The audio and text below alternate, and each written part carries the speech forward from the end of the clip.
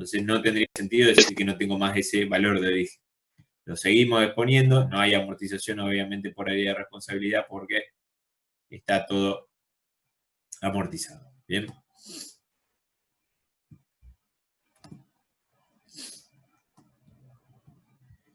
El inmueble. Otro error habitual en esta planilla que es simple es omitir el terreno porque no se amortiza. ¿Está? Nosotros, si bien es una planilla de amortizaciones, también es una planilla de bienes de uso. Es mejor que ustedes lo entiendan como una planilla de bienes de uso, donde vemos todos los bienes de uso que tenemos y además también vemos las amortizaciones que vamos teniendo, la del periodo y las acumuladas. Entonces, el terreno, si bien no se amortiza, error habitual que se ve en los exámenes que quieran amortizar el terreno, recuerden que el terreno no se amortiza, tenemos que exponerlo al terreno. ¿Tá? Yo lo expongo. Que tengo 900.000 pesos de un terreno comprado y 1.350.000 de la construcción. Pero lo que solo voy a amortizar es el 1.350.000. Obviamente los 900.000 de terreno no se van a amortizar. Teníamos 152 pedidos al inicio, uno más, 153 al cierre. Tenemos 2.250 que vamos a distribuir en base a los metros cuadrados de utilización. Bien.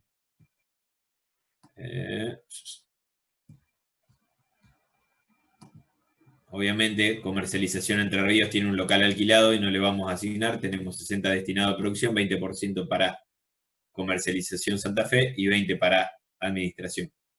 Asignamos ese importe de amortización.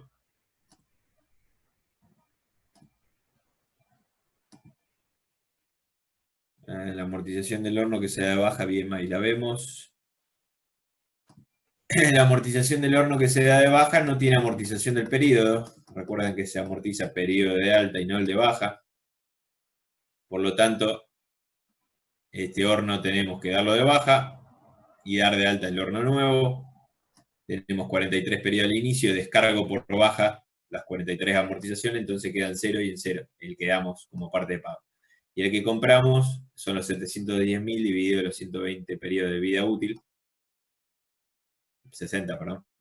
60 periodos de vida útil, entonces tenemos una amortización mensual de 11.833. Yo no entendí lo del equipo de computación porque se cortó justo internet. A mí la planilla de PR me dio un poco más, el equipo de computación ya se amortizó al 100%, bien, justamente. Cuando nosotros tenemos algo totalmente amortizado, no puedo seguir amortizándolo. Ese periodo ya tiene más de 36 meses. Bien, si ustedes se ponen a contar, el periodo de la compra de equipo informático fue en el año 2016, en noviembre. ¿Está? La vida útil se nos terminó con la amortización de octubre del 2019. Ahí amortizamos el último periodo. Eso hace que ahora en mayo del 2020 no vamos a amortizarlo. Por eso lo único que tenemos es las acumuladas del inicio, 36 periodos, que nos da un total de 30.000 pesos de amortización acumulada. Y la amortización del periodo es 0. ¿Está? Y el valor residual es 0. No sé si fue suficientemente claro, si no, consultame y lo vemos. Alejandro le dio un poquito de diferencia. Mira, amortización de PR me dio un poco más. Bueno, voy a pasar toda la fila de PR, Alejandro, y avísame en cuál bien tenés diferencia. Bien, lo que es rodados van 49.500. Esto era los 13.000 que vienen de todo lo que es herramientas y maquinaria. Lo que es mueble y útiles son los 75 pesos. Mueble y útiles. Sí. Mueble y útiles 75 pesos. Nada de computación. Y del terreno 1.350 pesos. Eso da los 63.925. Puede haber error, así que avísenme y lo revisamos. Puse mal el segundo, gracias, listo. Bien, bueno. Terminada la planilla, como les digo siempre, piensen para qué hacen la planilla. La finalidad de esta planilla, recuerden que es para tener información gerencial de todos los bienes que disponemos, ¿bien? Para ver cuáles fueron las amortizaciones del periodo y para que nos quede bien expuesta la información del valor de origen menos los valores residuales. Toda esa información se puede obtener de esta planilla. Bien. Ahora, lo que tenemos que pasar a nuestra contabilidad, ¿qué es? Es la pérdida que hay en el periodo por amortización. La pérdida que hay por amortizaciones son todas las amortizaciones del periodo. Vamos a buscar la columna de amortización del periodo. Son 77.100 pesos de pérdida de amortización. Que esos 77.100 se distribuyeron en estas 4 áreas. Entonces, recuerden la minuta, van a ser, por un lado, en el debe que voy a tener las 4 cuentas de pérdida, PR amortizaciones, AD amortización, CS amortización y CA amortización, ¿bien? Y en el haber que voy a tener la cuenta de amortización acumulada, la cuenta regularizadora de activos. Le estoy incrementando el saldo en el haber, ¿bien? Con incrementos del saldo de las cuentas. Esa cuenta de amortización acumulada estaban por rubro, entonces ahí voy a tener más cuentas. Voy a tener una amortización acumulada rodado, amortización acumulada herramienta, amortización acumulada maquinaria, amortización acumulada de edificios y equipos informáticos. En el final nos dicen la cantidad de amortizaciones que les corresponden cada cosa, o solo en casos particulares y los demás. En el final nos dicen la cantidad de amortizaciones que le corresponden a cada cosa, o solo en casos particulares y los demás. No entiendo bien tu pregunta, Nico. Tendrías que, en un examen final, entiendo que me estás preguntando, si no le dicen la cantidad de amortización que le corresponde, la cantidad de periodos por lo que se tiene, la vida útil, me estás preguntando, de cada cosa. Porque en un final se le va a dar que se tiene tal cantidad de rodados que se compraron en tal fecha. Ah, sí, bien. ¿Cuántos periodos de vida útil? Ustedes ya tienen que saberlo. A esta altura, entre contabilidad 1 y contabilidad 2, tienen que saberlo. De todas maneras, casi siempre se les expone. Si tienen alguna duda, eso lo pueden preguntar. Porque no es objeto de esta materia tampoco que sepan de memoria. Pero a modo de conocimiento general, tenemos que los rodados tienen 5 años de vida útil, o sea, son 60 periodos. Esto en maquinaria y herramientas, dijimos de no corregirlo, pero lo normal es que sea 120. Entonces, rodados 60 periodos, maquinarias, herramientas, muebles y útiles son 120, estos dos, es lo habitual. Equipo de computación son 36 porque son 3 años los que hay que amortizar. Y los inmuebles ya saben que son 50 años. Está la parte de edificio. ¿Qué puede pasar que en un examen se les va a dar la fecha de adquisición? ¿Está? Y ustedes obviamente van a tener que calcular la cantidad de amortizaciones acumuladas al inicio y recuerden que se expone en el inventario del examen las acumuladas al inicio y la del periodo. Si hay descargos por baja y alta, también lo van a tener que poner tal cual como lo vimos en el inventario. A veces se les puede decir que el total de inmuebles es 2.250.000 pesos, ¿está? Y que corresponde a la edificación el 80%. Entonces ustedes si amortizan 2.250.000 está mal. Lo que van a tener que hacer en el examen es a los 2.250.000, ¿está? Multiplicarlo por 0,80. Eso se le va a decir en la consigna. Y amortizar solamente 0,80. Porque la otra parte va a corresponder al terreno. Entonces solo tendría que amortizar 1.800.000 en ese ejemplo que le estoy dando. Bien. Acá nosotros tenemos bien detallado cuánto es el terreno y cuánto es el edificio. Pero si en un examen se le da que el valor de inmuebles es 2.250.000 y el 80% corresponde a edificio, de ese valor corresponde a edificio, ustedes tendrían que hacer ese cálculo. Si en el examen se les llega a dar por error del docente que lo confeccionó, que el total de inmuebles, si está de terreno y edificio por separado no van a tener problema, pero si le dice que el total de inmuebles es 2 millones, por ejemplo, cualquier número que les diga el examen, ustedes ahí pueden consultar si está especificado que ese total es de la parte de edificación. Porque ustedes siempre van a tener, si le dice inmueble, van a tener una parte que corresponde específicamente a la construcción, a la parte de edificación, y otra parte que corresponde a terreno. Eso pasa en la vida real, cuando uno está trabajando, que viene un cliente y le tiene que hacer la declaración jurada de ganancias, y le dice, bueno, yo compré esta casa por 1.000.000 de pesos. Entonces ahí ustedes tienen que estar vivos y saber que de ese 1.000.000 de pesos, si el cliente no en la escritura no tiene especificado cuánto corresponde a terreno y cuánto a edificación, la ley nos dice que tenemos que amortizar solamente el 80% de ese valor y el otro 20% no lo podemos amortizar porque corresponde a terreno. ¿Está? Es una cuestión un poquito más avanzada, pero tienen que saber. Profe, ¿por qué en el horno vendido varían las amortizaciones del periodo respecto al inventario? Porque el periodo de baja del bien no se contaba. Revisamos.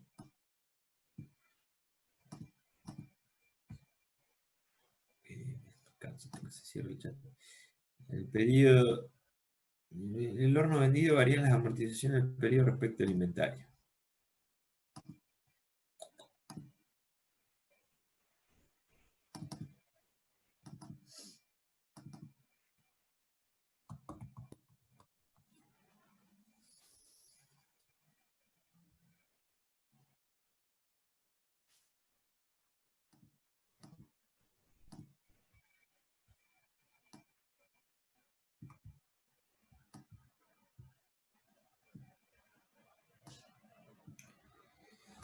El horno que entregamos como parte de pago, al fecha de cierre tenía 43 periodos amortizados.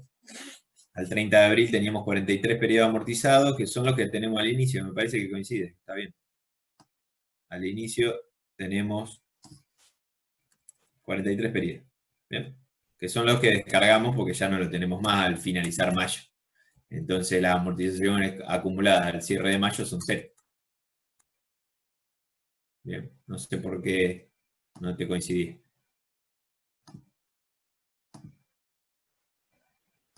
Esteban, no sé si te quedó claro o cuál era la duda. Bien.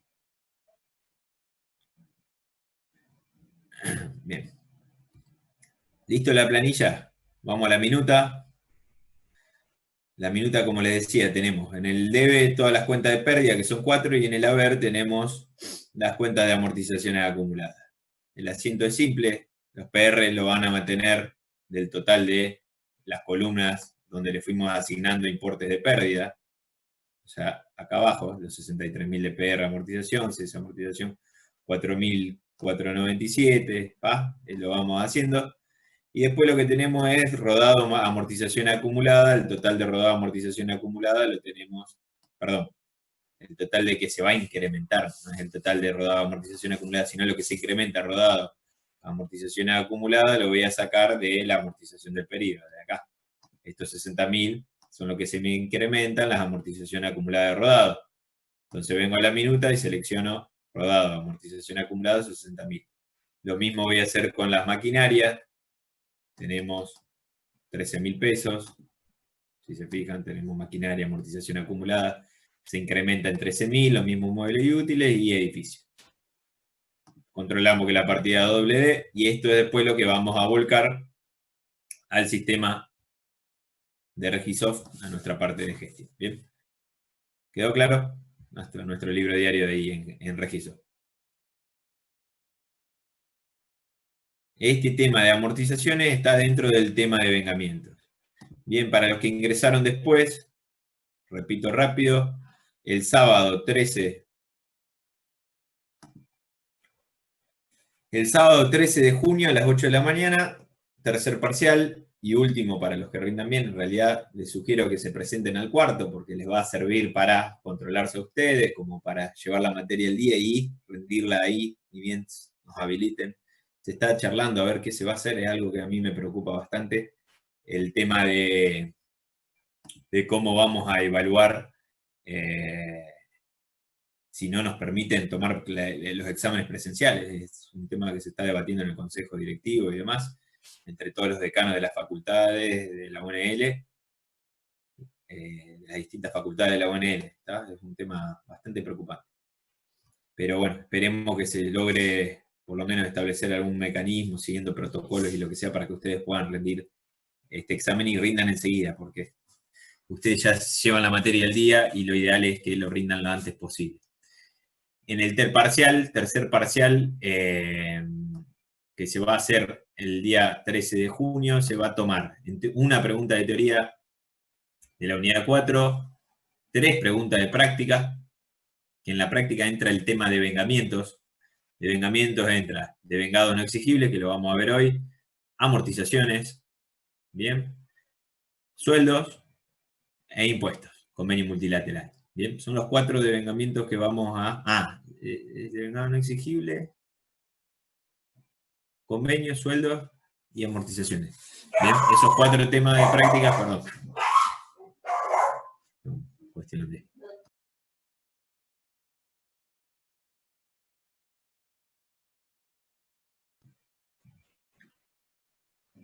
de la parte, como les comentaba, del parcial, entonces la teoría es una sola, esta vez no de teoría, sino una sola de toda la unidad 4. Es bastante compleja la unidad 4. Así que les recomiendo que vayan leyéndolo. Todo el proceso contable está bastante bien en Palen Acuña. Recuerden que esa unidad larga con un montón de ejemplos. Es una, si bien es teórica, es la unidad teórica más práctica de todas. ¿Bien? Está muy relacionado con la práctica. El ciclo operativo básico, compras, ventas, ingresos, egresos, lo trabajamos un montón. Tiene un montón de ejemplos de cómo se registran. Transacciones específicas de su sistema tienen un montón de ejemplos. Yo les recomiendo que lo vayan leyendo, ¿tá? Porque es bastante largo. Creo que era la unidad 3 de Palen Acuña. Ahora después lo vemos, ¿sí?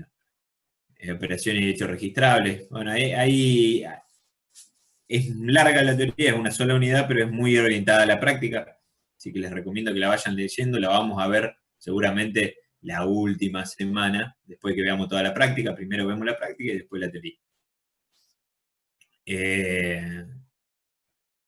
Una de teoría, 3 de práctica, que se va a tomar tema de vengamientos. Ajustes lo vamos a dejar para el último parcial. ¿Está? En ajuste nos va a quedar solamente bienes de cambio, que es un tema muy importante, y después previsiones y las conciliaciones bancarias. Esos son los 3 ajustes que nos van a quedar para el último parcial. En este parcial entonces entra devengamientos, unidad 4 en teoría y Regisof, ventas e ingresos y cualquier otra cuestión que decida el profe, que está armando los instructivos. Bien. Entonces, como les decía, de práctica vemos devengamientos. Devengamientos ya vimos uno de los temas de devengamiento que es la parte de amortizaciones. Vamos a arrancar con devengado no exigible y vamos a dejar para el final de la clase el tema más grueso de devengamientos, uno de los más importantes. Los 2 temas más importantes de devengamiento son sueldos, la parte de sueldos, que es uno de los que más les cuesta, y convenio multilateral, que es uno de los temas también que suele parecerles más difícil. Yo se los voy a explicar de una forma que espero que les resulte bastante fácil. ¿Está? Un procedimiento metodológico, o sea, una serie de pasos para que ustedes puedan liquidar bien los impuestos sin cometer errores y lo entiendan al tema convenio multilateral.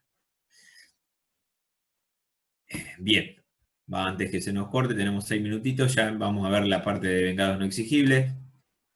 Recuerden que estamos parados el 31 de mayo y estamos realizando los devengamientos de cosas que han sucedido en el mes de mayo y que tenemos que imputar. Bien, pero que no hace falta, no es que no hace falta, no la podemos registrar en alguno de los subdiarios. ¿Por qué? Porque no tenemos los comprobantes de respaldo que nos indiquen esa operatoria. Entonces, ¿qué vamos a tener, por ejemplo, para los devengados no exigibles? Vamos a tener que ir a mirar el medidor de la luz, ver cuántos kilowatts se consumieron y hacer un estimado de consumo. Lo mismo va a pasar con el gas. Vamos a tener que ver la cantidad de metros cúbicos de gas que consumimos.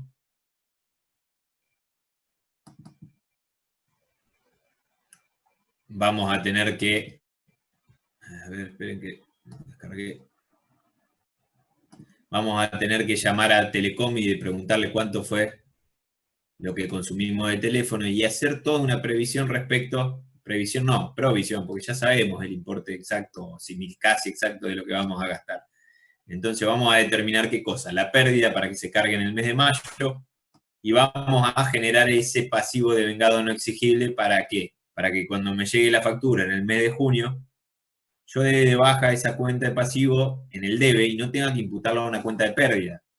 Les va quedando más o menos claro eso, lo hemos trabajado en el subdiario de compra. Yo por ahí lo estoy hablando como para recordarles y ustedes si no lo ven escrito por ahí no lo asimilan o no lo han asimilado todavía esto que les estoy explicando.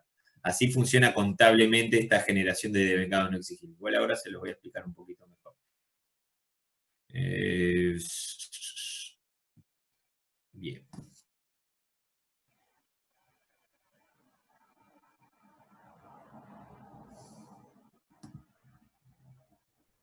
Estos son los pasivos de vengado no exigibles que registramos al 31 de mayo. Suministro de gas natural, según lectura del medidor, fuimos y vimos que tenemos 13.650 pesos, o estimamos que nos va a llegar la factura por eso más el IVA. Recuerden que como el IVA es una pérdida, en la estimación obviamente no la vamos a poner. ¿Se entiende un poquito esto? Nosotros qué vamos a ver, el consumo verdaderamente de gas y esta es la pérdida. La factura obviamente no va a llegar por 13. Supónganse que hicimos perfecto la estimación de gas, ¿no? Y nos llega de gas, la factura no va a decir 13.650, va a decir 13.650 más el 27% del IVA. Porque el IVA no va a ser una pérdida. Entonces yo ahora no le voy a imputar a Mayo la factura por 18.000 pesos, que serían los 13.000 más el IVA. Solamente le voy a imputar la pérdida que corresponde al consumo de gas. ¿Quedó más o menos claro lo que quiero transmitirle con eso? Bien.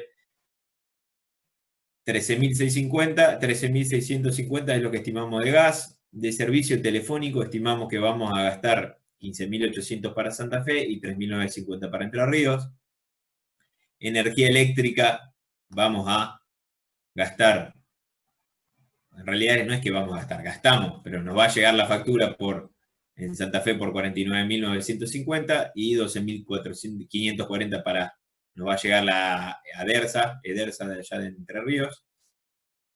Servicio del profesional de higiene y seguridad. Estos son servicios que prestó un profesional durante el mes de mayo, pero no nos hizo la factura. Por eso no la pudimos registrar en el mes de mayo. Si nos hubiese hecho la factura, hubiésemos registrado en el subdiario de compras este servicio profesional. Pero como el profesional no lo hizo, no la podemos registrar en el subdiario. ¿Está? Pero corresponde que esa pérdida esté en el mes de mayo. No corresponde que se la carguemos a junio cuando me haga la factura el profesional porque él se haya demorado en enviarnos la factura. ¿Bien? Entonces, al 31 de mayo voy a tener que hacer una registración e imputar a las cuentas, a las áreas de responsabilidad que han utilizado. Vamos a ver qué criterio utilizamos y imputar ese pasivo de vengado no exigible. Bien. ¿Y en base a qué lo hacemos a eso? Porque no tenemos medidor, no tenemos nada. ¿Qué tenemos? Un presupuesto que nos hizo el ingeniero por su servicio, que durante 6 meses nos va a cobrar 33.000 pesos por mes para brindarnos ese servicio. Bien, entonces nosotros tenemos que hacer el devengamiento. Y por último tenemos patente automotor de lo rodado de la empresa. Aún no se recibieron las boletas correspondientes, pero sabemos que tenemos que pagar las patentes. Y vamos a imputarle para el camión Volkswagen 3.500 pesos y para la camioneta Hilux 2.800. Bien, ya se va a cortar en un minuto. Entren enseguida mientras van entrando todos. Vayan pensando qué tendrían que hacer. Por lo menos para el primero, acá, el suministro de gas. ¿Qué es lo que tenemos que hacer? ¿Qué registración contable se le viene a la mente? ¿Qué cuentas utilizarían para registrar este relevamiento de información que hicimos al 31 del 5? Y para cumplir con el criterio de vengado tenemos que imputarle esta pérdida al periodo de mayo. Bien, está ingresando Agostina, pero ya se le va a cortar la sesión. Bien, ¿está? Vamos a ver rápido esto de vengado no exigible y ya vamos a empezar con tema sueldo, que es el más importante, uno de los más importantes que tenemos que ver. ¿Bien? Esto de vengado no exigible de gas sería en el haber suministro de gas de vengado no exigible, perfecto. En el debe el gasto por área, bien. Tan simple como eso. Muy bien, Nicolás, gracias. Tenemos entonces vengado no exigible. La planilla de vengado no exigible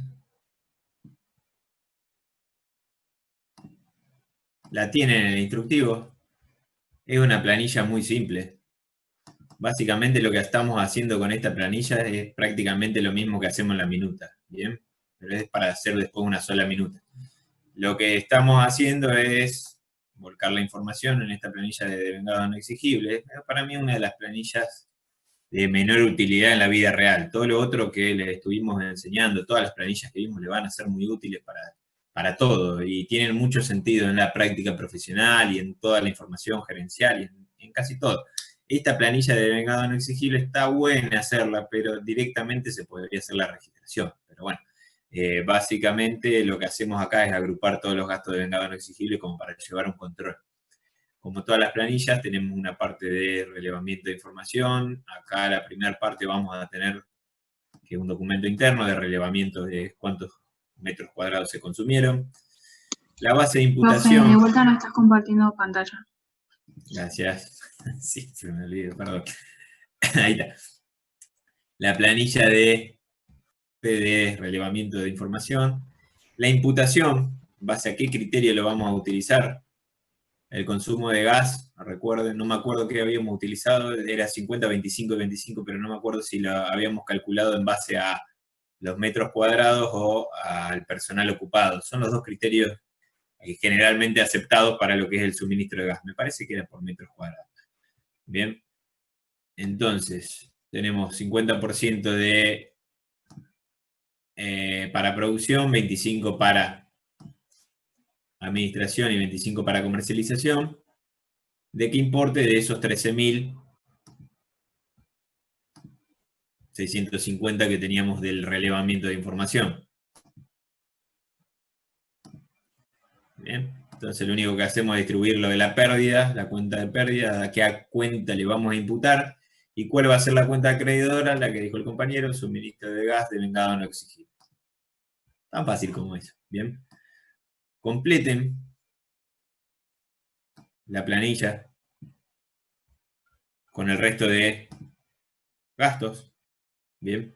Presten atención que acá tenemos dos facturas distintas. O sea, en realidad vamos a tener en un futuro dos facturas distintas. Así que podemos hacerlo en el mismo asiento, pero tengan en cuenta que esto va a ir todo para comercialización Santa Fe, obviamente, perdón, Entre Ríos, y esto vamos a tener que dividir por las áreas de Santa Fe, producción, administración, y busquen los criterios adecuados para cada uno de estos, de todos estos gastos de vengado no exigible. Bien. Termínenlo para el viernes lo vemos, es algo bastante simple y rápido. Lo que sí vamos a arrancar ahora es con el tema sueldos. Ustedes en el entorno virtual ya tienen cargados los recibos de sueldo. ¿Bien? Recuerden que en esta materia no van a haber liquidación, pero sí vamos a registrar la parte de los sueldos que se devengaron, las cargas impositivas y toda la parte de previsiones que tenemos que hacer con sueldo, porque esa sí es nuestra función como contadores. No la parte de liquidación, porque Aquapool contrató otro estudio contable para que haga la registración de sueldos, para que haga la liquidación de sueldos, perdón. Nosotros lo que tenemos que hacer es la registración. Bien, entonces ese otro estudio que liquidó nos envió estos recibos. Si pasa en la vida real, pasa muchísimo. Las empresas grandes, la mayoría tienen sus contadores internos, pero todavía no, algunas sí, ya tienen su propia área de liquidación, tienen contadores o contadoras exclusivamente para que hagan la parte de liquidación de sueldos, sino contratan a un estudio externo para que haga la liquidación de sueldos, porque es una tarea bastante engorrosa y hay que estar bien dedicado a eso. Entonces, si bien la empresa tiene su contador interno para realizar registraciones contables y demás cuestiones impositivas, la parte laboral la delegan porque no es algo que si uno no está dedicado 100% a sueldos, se puede cometer muchos errores. Hay que dedicarse bastante y estar muy actualizado. Bien. Yo les voy a dar toda una clase teórica ahora para que ustedes entiendan lo que vamos a registrar. El tema sueldos es bastante simple, porque se sacó la parte de liquidación. Yo me acuerdo cuando hice esta materia, hace muchos años, nosotros teníamos la parte de liquidación de sueldos incluida en lo que era organización de sistemas contables. partir de este año recuerden que se llama contabilidad, pero antes de esta materia se llamaba organización de sistemas contables. Y veíamos todo lo que era la liquidación de sueldos. Entonces, según las particularidades de ese trabajador, por ejemplo, este tiene liquidación adicional por antigüedad, tiene licencia por estudio, que faltó porque tenía que estudiar, tiene un montón de particularidades, todo eso hace que la liquidación del sueldo sea distinta. Y todo eso estaba en esta materia. Después se sacó de esta materia hace unos cuantos años ya y se pasó a lo que es derecho laboral, que tiene en la parte práctica la parte de liquidación. Pero antes era mucho más complejo y se veía en esta materia. Bien, como ahora nosotros no vamos a entrar en profundidad en la liquidación, sino en lo que nos interesa la registración, yo podría omitir la parte teórica, digamos, pero ¿qué va a pasar? Que ustedes no van a entender ni jota de cómo se registra. ¿Está? No van a entender cómo registrar esto y por qué. Entonces es necesario hacer toda una introducción para que ustedes entiendan cómo registrar. Bien. Para registrar previamente, como tenemos varios empleados, vamos a hacer una planilla donde vamos a volcar la información de estos 5 recibos de sueldos que tenemos, de los 5 empleados de la empresa, y después sí ya volcar toda la información digerida. ¿Está? Para digerirla vamos a hacer planillas, ¿bien? Que lo vamos a ver después. ¿Qué saben ustedes o qué han visto de sueldos? Aparte de lo que le he explicado cuando estábamos haciendo el inventario. Cualquier cosa que se les venga a la mente de la parte de sueldo. ¿Qué es un sueldo? ¿Qué es un salario? ¿Qué tenemos que hacer con esto? Si ustedes ven este recibo, ¿qué harían en su función de profesional? ¿Qué se les ocurre? ¿Qué tenemos que registrar y por qué?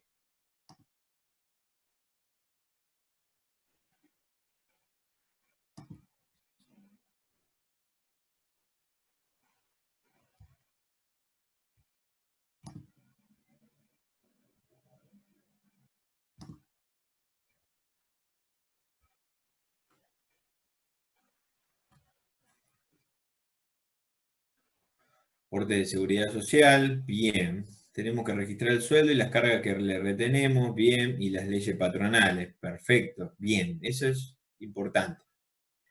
Muy bien.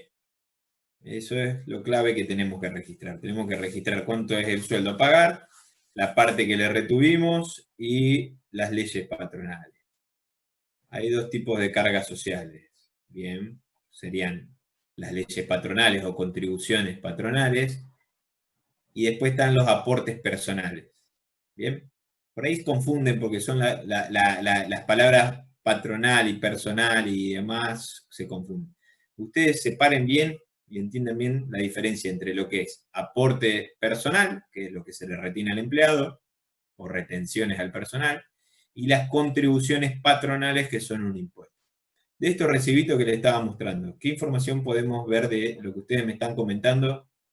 ¿Qué hay a simple vista?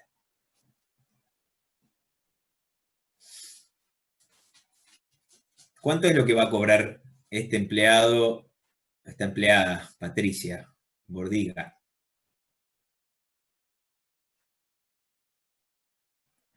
Ahí Esteban dice las retenciones y aportes del personal. Eso es justamente lo que le estaba diciendo. Las retenciones y aportes del personal es lo mismo. ¿Tá? Aportes del personal y retenciones al personal es lo mismo. Por el otro lado, la parte de impuestos que se le cobra al empleador son contribuciones patronales o leyes patronales, como puso Alejo. La parte patronal es patrón, relaciones nuevas con el patrón, y eso les va a hacer la diferencia de que son las contribuciones patronales, que son unos impuestos que paga el empleador. Bien, el sueldo a pagar va a ser 52.122,66. Perfecto. ¿Y qué más puedo sacar de ese recibo que tengo que registrar?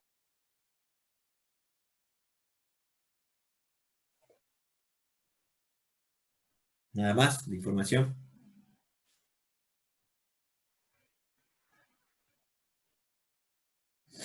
Los aportes. Bien. Las deducciones que se le hicieron sobre el sueldo, estas deducciones que se figuran sobre el sueldo son las retenciones al personal. Tenemos que le retuvimos un 11% a cuenta de la jubilación. Esta ley 19032 también es a cuenta de jubilación. Obra social, este 3% es lo que nos obligan a aportar a la obra social por este empleado, y la cuota sindical, que era el disparate que les conté, que tenemos que aportarle al sindicato, por más que no esté afiliado, además, voluntariamente, por más que no sea afiliado voluntario y lo que sea, tenemos que aportar siempre al sindicato. Por eso en Argentina tienen tanto poder los sindicatos, porque imagínense, por millones y millones de empleados registrados que reciben siempre un pedacito del sueldo, imagínense los recursos con que cuenta el sindicato. Además, si estaría afiliado voluntario, tendríamos que descontarle, en vez de un 1%, tendríamos que descontarle un 3%. Le diría cuota sindical 3%. ¿Verdad? O en realidad figura en el recibo cuota sindical obligatoria 1%, cuota sindical aporte voluntario 2%. Así es más o menos en la vida real. Las deducciones que se le hicieron. Bien, acá en el recibo, ¿qué no tenemos entonces? ¿Qué es lo que no podemos ver?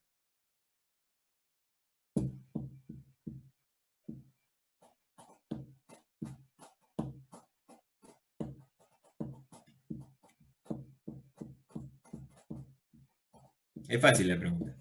Ustedes mismos la pusieron. Bien, las contribuciones patronales. Eso no está en el recibo. Esos son impuestos que tenemos que pagar por nuestra condición de empleador. La base va a ser esto, la remuneración. Pero tenemos que saber que va a haber un porcentaje más que tenemos que pagar de impuestos sobre esta remuneración para la jubilación. Una parte para la obra social, otra parte para el sindicato, no, para el sindicato no, para la jubilación, para la obra social, creo que algo del sindicato también. Y después tenemos las previsiones que vamos a tener que constituir, perdón, previsiones y provisiones. ¿Cuáles iban a ser las provisiones? El SAC seguro. ¿Tá? Recuerden que la pérdida del mes de mayo no es solamente lo que le pago en mayo, sino un 8,33 más de el aguinaldo que voy a tener que pagar en junio. Pero eso es junio, que voy a tener que pagar ese medio aguinaldo, se me fue devengando durante 6 meses. Entonces todos los meses voy a tener que ir determinando mayor pérdida en el mes de... En cada mes, perdón. En el mes de abril, enero, febrero, marzo. Todos los meses van a tener una mayor pérdida. Bien. Vamos a un poquito de la teoría, marco teórico, para que ustedes puedan entender bien la registración que tenemos que hacer.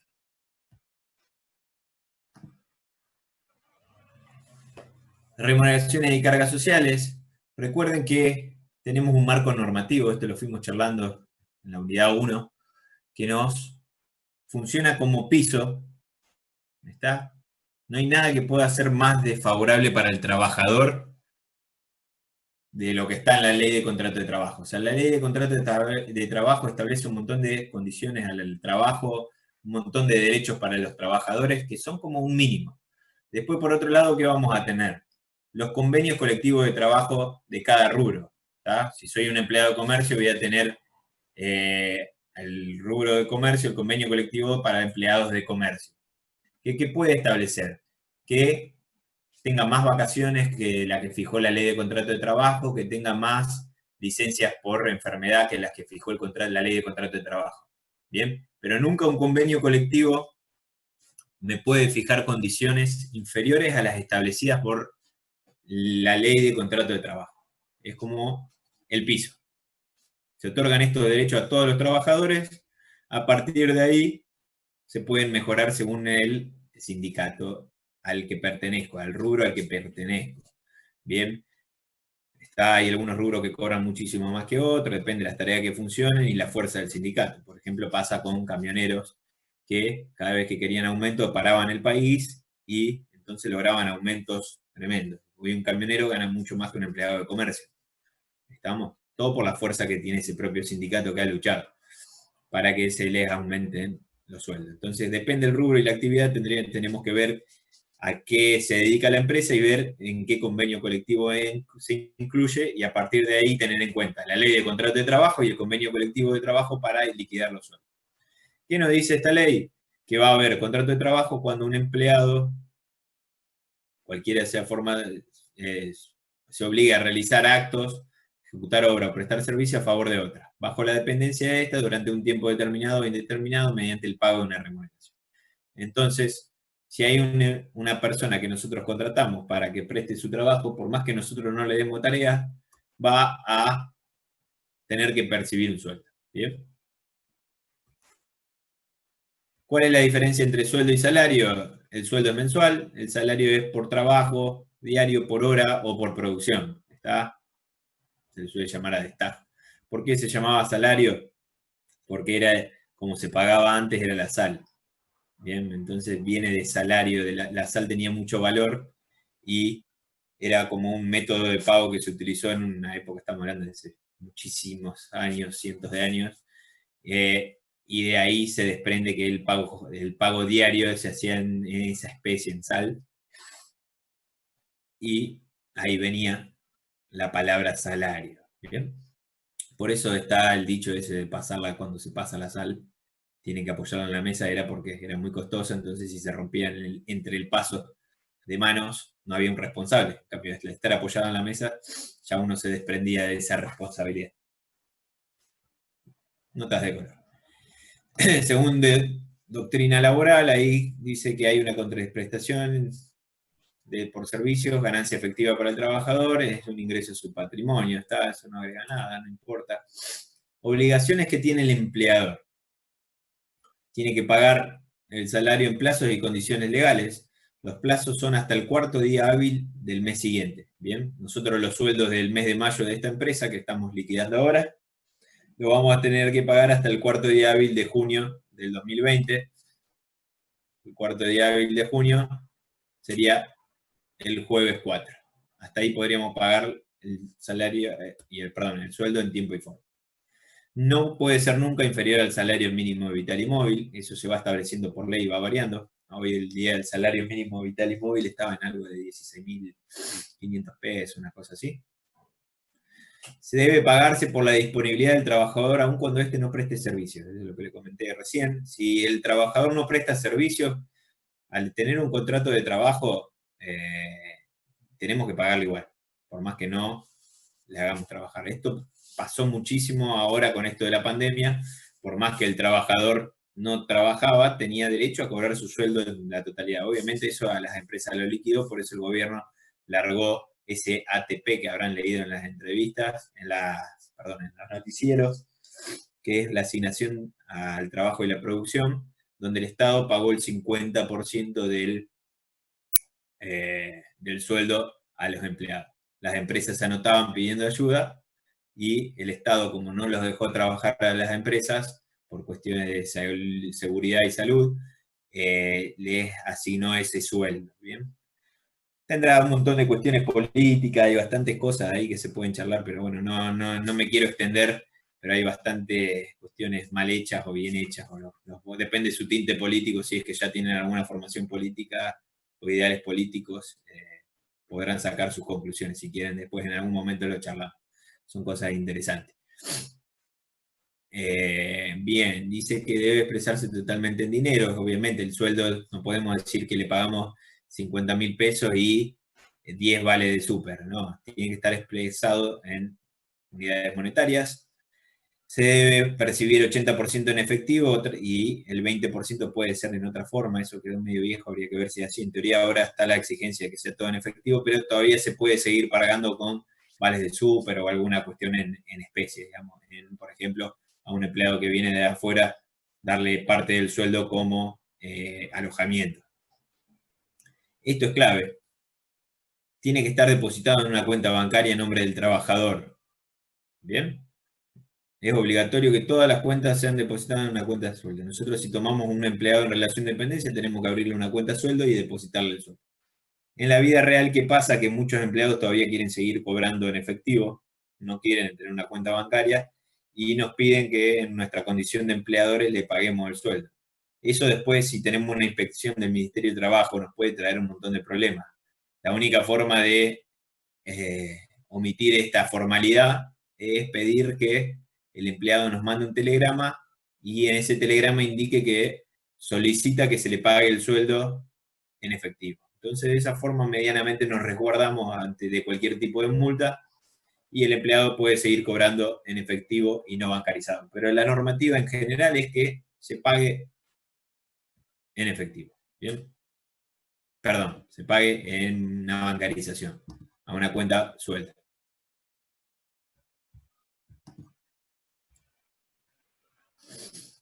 Salario mínimo vital y móvil, es lo que ya le expliqué, que se establece por ley, es lo que un importe mínimo que no se puede cobrar menos de eso. Ningún colectivo, ningún convenio de colectivo de trabajo, de comercio, de industria, aceiteros, camioneros, lo que sea, puede arreglar para sus empleados nucleados en ese sindicato un sueldo menor al salario mínimo vital y móvil. El empleador tiene como obligación que tiene que prestar seguridad e higiene en el trabajo a los trabajadores. Si un trabajador hace gastos a nombre de la empresa, tiene que suplírselos, digamos, tiene que pagárselos. Proteger la vida y bienes del trabajador, lógicamente. Bueno, son todas cuestiones que están amparadas en la ley de contrato de trabajo. Ingresar a los fondos de seguridad social, esto sí es importante. La plata que le retenemos al empleado en el recibo de sueldo tenemos que depositarlo. Pasa muchas veces que en la vida real el empresario no deposita. Recuerden que esos aportes que le sacamos tenemos que pagarlos. Y lo pagamos a través de un formulario F931 que yo se lo mostré a la FIP. Bien, y si no lo pagamos, nos estamos reteniendo plata de los empleados y no la estamos pagando. Eso trae problemas, trae inspecciones, trae juicios desde el Estado, así que es una cuestión de los impuestos de mayor rigidez. O sea, esa plata hay que pagarla, porque es plata que le sacaste al empleado y no se la estás depositando a la FIP. Dar la constancia, bueno, extender recibo. Dar constancia del certificado de servicio cuando el empleado se va o cuando lo requiera para otra cosa y extender un recibo de sueldo todos los meses, que ahí estuvimos viendo un ejemplo. ¿Qué formalidades tienen los recibos de sueldo? Que tiene que haber un original y un duplicado. El original se lo queda al trabajador y lo tiene que firmar el empleador, la empresa. El duplicado queda en el empleador y lo firma el trabajador. Esto antes era clave, el duplicado. ¿Por qué? Porque era la única constancia que tenía el empleador de que había pagado el sueldo cuando le pagaban efectivo. Ahora, si le bancarizamos el sueldo, ya el banco queda registrado que le hicimos esa transferencia y le pagamos el sueldo, así que no es tan indispensable, pero sí es una cuestión que debemos observar y debemos seguir haciendo. Recibo. ¿Qué contenido tiene? Los datos del empleador, los datos del trabajador. ¿Cuál es el concepto pagado, el lugar, fecha, la remuneración, tipo? Toda esta información está contenida en el recibo. Ustedes cuando lo miren, prestenle atención a toda la información que está. Recuerden esto, que están los datos del empleador, los datos del trabajador, qué se le está pagando, qué fecha se le está pagando, el lugar, qué tipo de remuneración, cómo está liquidado el sueldo básico, adicionales, detracciones, deducciones, y la firma del responsable del pago. Además, dentro de las formalidades que tenemos, como en nuestra condición de empleadores, nos genera la obligación de llevar un libro especial que se llama el libro de sueldos y jornales. Ese libro tiene las mismas formalidades que cualquiera de los libros que vimos de comercio, de los libros diarios y demás, eso si se preguntan en teoría tienen que saberlo. ¿Cuáles son las formalidades del libro de sueldos y jornales? Son las mismas que para los otros libros que tenemos que llevar obligatoriamente, como es el libro diario y el inventario de balance. Tiene que estar rubricado, tiene que estar foliado, numerado, no puede estar tachado, no puede haber mutilaciones, ¿está? ¿Qué información se incluye en ese libro? Toda la información de las liquidaciones. ¿Quién es el empleador? ¿Cuál es el empleado? ¿Cuánto se liquidó en cada periodo? ¿Cuánto se le pagó? ¿Bien? Y lo de las prohibiciones son las mismas que para el libro de comercio, ¿está? En la provincia de Santa Fe tenemos la Secretaría de Trabajo, que es la que controla y va pasando a revisar si están los empleados anotados, están en blanco o los tenemos en negro. Revisa si llevamos todas las formalidades, el libro de asistencia, el libro de sueldos y jornales, todos los libros están y los llevamos al día. Y a nivel nación tenemos el Ministerio de Trabajo. O sea, son los dos que nos pueden venir a controlar, desde nación o desde provincia.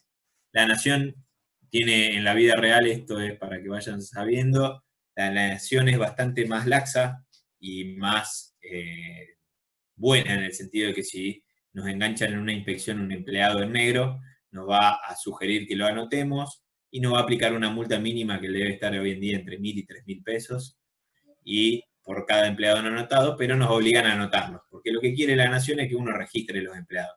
Entonces no es muy grande la multa por tener un empleado en negro. ¿tá? Estamos hablando de 1.000 o 3.000 o 4.000 pesos. Uno lo anota al empleado, hace el descargo y pasa a ser una multa mínima. Ahora, si el problema, si el relevamiento lo hace la Secretaría de Trabajo en Santa Fe y nos engancha un empleado en negro, estamos hablando de unas multas de 40.000 a 50.000 pesos por cada empleado. Fíjense, la locura. ¿Por qué uno tiene multas tan bajas y otro tan altas? Bueno, a mi criterio es porque, ¿qué pasa? Cuando uno anota el empleado, ¿a dónde van a parar todos los fondos? Van a parar toda la nación, a la ANSES, que es un organismo nacional. Entonces está interesado el Ministerio de Trabajo para recaudar fondos que el empleado esté anotado. Como la provincia no se lleva fondos porque los empleados estén registrados, ¿con qué te liquida? Con las multas. Te cobra multas radicales cuando uno no tiene el empleado anotado. Pero bueno, como todo en este país, está ahí sus tongos y sus cosas. Les va a pasar si algún día tienen que construir que van a tener que tener todos los empleados anotados o tener que arreglar con los muchachos de la UOCRA, que están a su vez entongados con los de la Secretaría de Trabajo y están relacionados entre ellos, digamos, porque hay unas cuestiones ahí medias raras. Pero bueno, son cuestiones que lo van a ir viendo con su vida profesional y van a tener que ir asesorando bien a sus clientes respecto a, sobre todo, a que tengan los empleados registrados, porque es la única forma de evitarse problemas, multas y juicios laborales. Después se van a encontrar que a veces las cargas impositivas son impagables. Ahora lo vamos a ir viendo un poquito eso. Bien, las pymes tienen un registro especial. No es importante esto. Vamos ya así a la parte de liquidación. ¿Qué son las acreencias? Son todas las sumas que se vengan a favor del trabajador. Pueden estar formadas por el sueldo básico. Bien, como ustedes ven en ese recibo que tienen, tenemos la parte del sueldo básico y después tenemos bonificaciones o suplementos, que son distintas sumas que se pueden ir dando al empleado. Bien, esta clasificación es bastante simple, pero puede tener adicional por título, distintas cosas que se van agregando al sueldo básico. Esta separación es importantísima para la vida real y para que ustedes lo entiendan ahora. Acreencias pueden ser remunerativas y no remunerativas. La remunerativa, ¿qué me implica? Que nosotros vamos a tener que calcular las retenciones y las contribuciones patronales. ¿Bien? Integran la base de determinación de las retenciones y de las contribuciones. Incluyen para la determinación de SAC y para el cálculo de indemnización. En cambio, las cifras que sean no remunerativas, ¿bien?, no integran la base de cálculo para los demás conceptos. O sea que no hay que aplicarle retenciones. Si yo tengo que un empleado gana 50.000 pesos y es remunerativo, sobre todo voy a aplicar esas retenciones del 11%, el 3% y demás que estuvimos viendo al principio de la clase. En cambio, si esos 50.000 que cobra son un bono no remunerativo, por X motivo, por X ley que lo ampare, no va a haber retenciones ni contribuciones sobre eso. A ustedes como empleado, ¿qué le va a convenir? ¿Que le paguen todo como remunerativo o como no remunerativo? ¿Qué se imagina? ¿Que es mejor que le paguen el sueldo como remunerativo o no remunerativo? Para un empleado, ¿qué es mejor?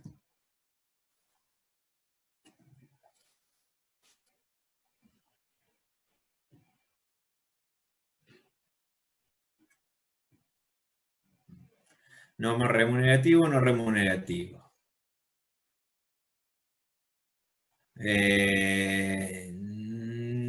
Bien. Si el empleado tiene la edad de ustedes, cobrar no remunerativo le conviene. ¿Por qué? Porque va todo al bolsillo. No tengo deducciones para jubilación, ni obra social, ni nada. Entonces voy a cobrar más. Voy a cobrar los 50.000 directos. Si no, cobraría 40 o 38.000 pesos. ¿Bien? Entonces me va a convenir remunerativo. Ahora, si soy un empleado que tengo 60 años, 64 años y estoy presto a jubilarme, estoy ahí pronto a jubilarme, no me va a convenir que me paguen como no remunerativo, porque la jubilación que voy a recibir se va a calcular según los últimos años de aporte. Y si yo los últimos años de aporte no tuve casi nada de aporte porque todo lo que me pagaban era no remunerativo, no me jubilaría. ¿Está? Cuando somos jóvenes está bueno cobrar no remunerativo la mayor parte, y cuando somos viejos y cerca de jubilarnos, nos conviene remunerativo. ¿Bien? ¿Se entiende? Eso está bueno para que vayan asociando la parte de remunerativo o no remunerativo a ese ejemplo que les doy. Si soy alguien que está a punto de jubilarse, me toma los últimos años de aporte para calcularme cuánto va a ser mi jubilación. Entonces, si mis últimos años son no remunerativos, estoy al horno. Mi jubilación, cuando me jubile, va a ser una miseria. Ha pasado mucho con los docentes. Los docentes tienen un montón de conceptos no remunerativos y se quejaron el año pasado, y todos los años se quejan de lo mismo, porque tienen gran componente en su composición de sueldos de cifra no remunerativo, bono especial por capacitación, bono a esto, bono por trabajo, tiene un montón de ítems. Si uno ve un recibo de sueldo de un empleado dedicado a la jubilación, son un quilombo de liquidar. ¿Está? Y es por esto, que tiene un montón de adicionales y demás que son no remunerativos muchos, entonces después cuando se jubilan, terminan cobrando muy poco. Entonces, vayan entendiendo bien la diferencia entre remunerativo y no remunerativo. Al Estado, ¿qué le conviene? Que todas las cifras sean remunerativas, obviamente, porque es la forma de que mayor cálculo va a tener, mayor ingreso a sus arcas va a tener. Los sindicatos arreglan muchas veces todos los aumentos que al principio sean no remunerativos, el Estado lo permite, entonces el sindicato gana de esa forma que sus empleados reciban un buen incremento salarial rápido. Está cuando tienen esas paritarias, no sé si han sentido nombrar las paritarias docentes, la paritaria de comercio, paritaria. ¿Qué son las paritarias? Se junta la parte empresarial de comercios, por ejemplo, con la parte del sindicato de comercio.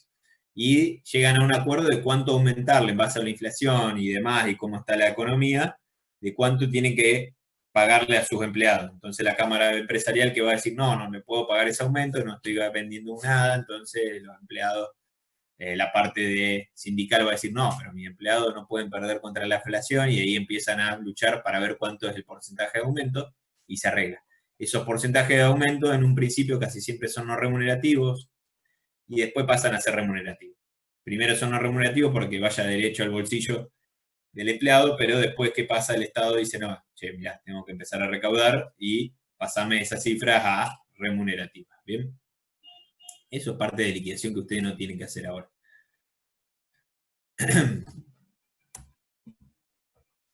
Retenciones. Aportes del personal son sumas que el empleador, con el carácter de agente de retención, tiene que retenerles a los empleados. Están las obligatorias y después están las voluntarias. ¿Cuáles serían las voluntarias? Que un empleado, por ejemplo, tenga que pagar alguna cuenta y nos diga que le vayamos descontando todos los meses para el sueldo para pagar eso. Después los embargos. Está un empleado nuestro, está de Aquapool, fue y sacó en Credifiar un crédito para comprarse un montón de cosas. Se compró todo y después no pagó las cuotas. Credifiar le hace un juicio, se lo gana y le embarga el recibo de sueldo. ¿Está? Esos embargos de recibo de sueldo nos llega una carta de documento a nosotros como nuestra condición de empleador, y lo único que tenemos que hacer es, del empleado ese que cobraba 50, retenerle 10.000 pesos y pagárselo a Credifiar, por ejemplo, a cuenta de este empleado. ¿Está? Por eso están en tantas financieras que te otorgan créditos a sola firma cuando uno lleva el recibo de sueldo. Entonces, ¿qué hace la financiera? Ve que ese empleado no tiene el recibo embargado, porque hay hasta un cierto monto que se puede embargar, y dice, bueno, como tenés tanto de ingreso, te puedo prestar tanta plata, total sé que si no me pagás, enseguida te trago un embargo, porque son embargos que se traban rápido de tu recibo y me voy a poder cobrar. Bien. Son cuestiones que les voy comentando de que van pasando, digamos, en la realidad, como para que ustedes vayan empapándose un poco.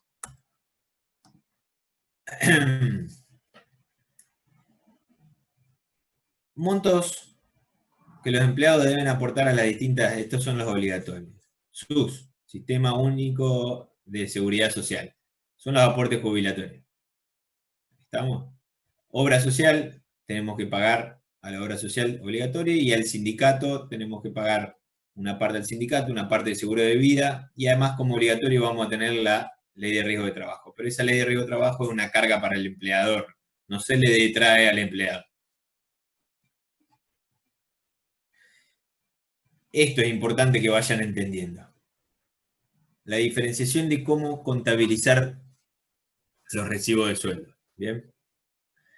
Vamos a tener que para el empleador va a ser un costo, ¿qué cosa? La remuneración neta, lo que cobra de bolsillo.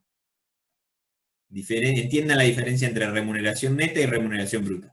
Remuneración bruta son todas las acreencias, es decir, todo lo que va a cobrar el empleado. Eso es la bruta. Y el neto es todas las acreencias menos las deducciones, o sea, las retenciones que le dice al empleado. Esas retenciones que le hago al empleado para mí no es un costo. No es un costo porque se lo estoy sacando al empleado. Entonces, ¿qué va a ser un costo para mí como empleador? Va a ser lo neto, lo que le tengo que pagar de bolsillo. ¿Bien?